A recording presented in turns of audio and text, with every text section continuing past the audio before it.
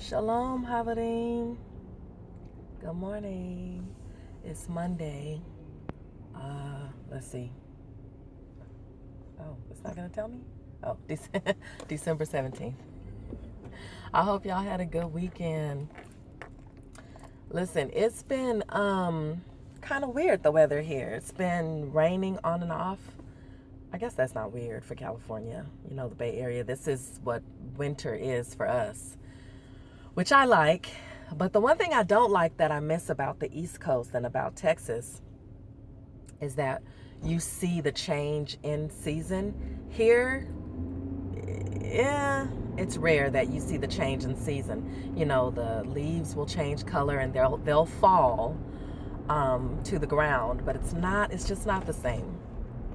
But anyway, there are many cons about living here in the Bay Area.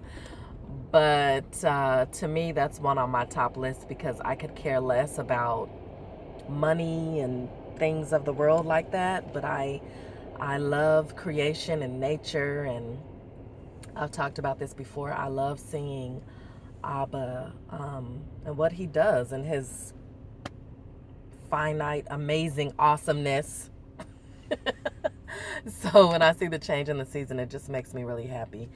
Anyway, shalom. Shalom, shalom, shalom. You know what? The word says anything that you want to do in your life, you know, during this living experience is permissible. You can do anything you want. Anything, because the Father gave us free will. Anything, you know, you want to run, you want to jump, you want to jump off a building, hopefully not.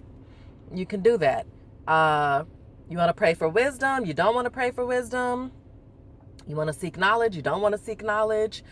You want to rip and run up and down this, you know, tree of knowing the knowledge of knowing and having the knowledge of good and bad, which is the internet. You can do that. If you don't do that. Listen, but everything you do is not going to be beneficial to your ruach. Everything is not going to be beneficial.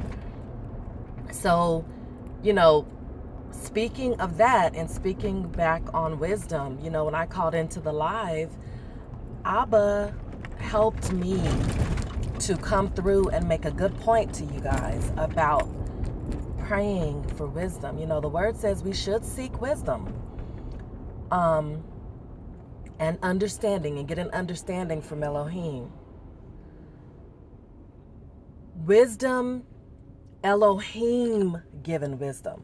Now, what that means is that because wisdom is the prerequisite, because revering, having a reference for Elohim is the prerequisite for having wisdom, that means that when you're pitching your tent with him, you're going to know what he wants you to know.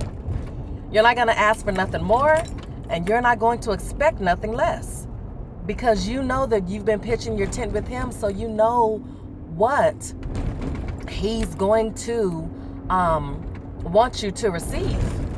So are you gonna, if you're pitching your tent with Abba, I mean, it's just common sense, would you be asking him for things that do not relate to your walk, do not relate to you getting closer to the Nehetef, does not relate to you calling out to Abba, does not relate to you and the Ruach pining for Yeshua to come get us out of here? No, you're not going to ask for any type of wisdom other than Elohim's wisdom, other than the wisdom of Yeshua, the Ruach HaKodesh, YHWH, other than what's going to help you on your walk through this life. I was looking up just a few scriptures this morning. I'll post them in the show more section. And feel free in your comments, post some scriptures. You know, we can dig into this thing and havar together. There are so many scriptures about wisdom where Elohim provided wisdom for who he wanted to for their season in order for them to walk his way, in order for them to get things done. It was never just, this person has wisdom just because. Now, he can do that because he can do all things. But you know, when Yeshua said, I'm leaving so that Abba and I will bring you the helper. He said, so that you will not forget the things that I tell you. He said this, I believe, because he knew that one day they were going to that they were going to dispel a lot of the teachings, the rightful teachings that he taught by changing these words in the Bible. He knew that. That's why, going back to wisdom, we pray for what Abba and the Ruach will teach us, that wisdom, so that we can't believe, unfortunately. We're just in an age we can't believe everything we read. Yes, the word is eternal, but it's on our heart and what the Ruach is giving us. And it can be proved in the word, because if it's not in the word, it's a lie. If it's not Yeshua, it's a lie. But how do we know if it's in the word? Because whatever the Ruach reveals to you, because listen, when Yahweh reveals something, his revelation, it's wisdom. He's revealing some wisdom to you, giving you just a little bit for that time, that moment, that day, your daily bread, what you need to get through your walk. There's a scripture that says, I believe it's in Kepha. Is it Kepha? James. I'm getting excited. That says that we seek wisdom out whenever we need to, whenever we need answers to a question or how to guide us through a circumstance. We seek wisdom out so that we can get to where we need to get to for our walk. And I'm just paraphrasing. That's just Vanessa. You'll get used to me if you're new. I do that a lot. But I always leave the scripture below. And the Havarim, my friends, will leave definitely scriptures below as well. But yes, I believe that's in James, but it says that we seek out wisdom whenever in this life, if we're unsure about how to navigate through this life, if there's a circumstance we're going through, if we just need answers. Listen, you guys listen.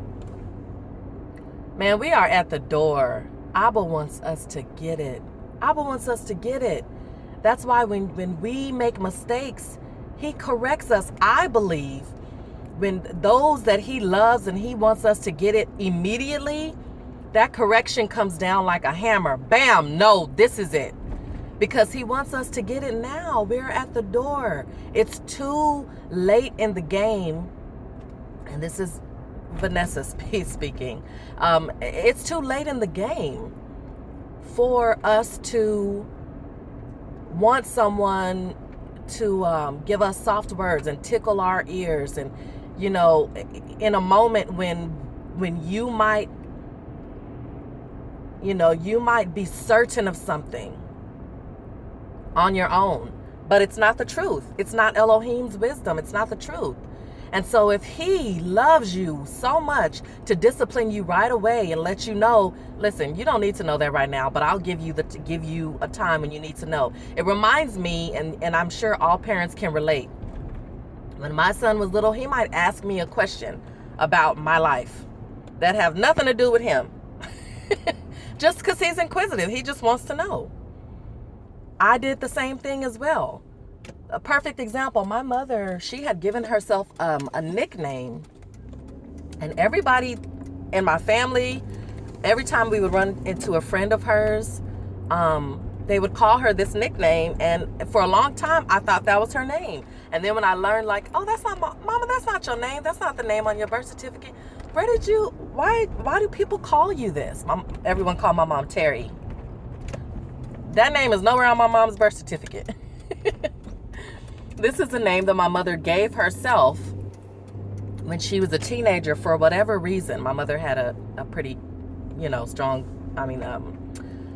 hard childhood. But I was really little when I asked her this, when I found this out. And you know what my mom told me? She said, everybody has names and everybody has titles, but that doesn't matter. What matters is how you act and how you treat people. This is what she told me. She was like, and then she said, one day I'll tell you when that's important. When you're a little older and when you can understand a little better, I'll tell you. But for now, don't worry about it. And don't ask me again.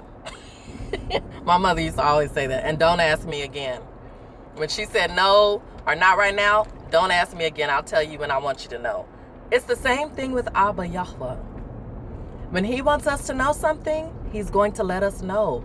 Now, he likes for us to go to him and seek him with things. But when we're pitching our tent, we know we're not going to go to him with anything that's going to be fallible for our walk, or that's not going to increase our intimacy with him. It's just not. Yeshua even told his Talmudim, there is much that I want to tell you. There's much I want to that I still want to reveal to you, but you are not in a position right now to handle it. So he didn't let them know. And again, paraphrasing, he didn't let them know some things.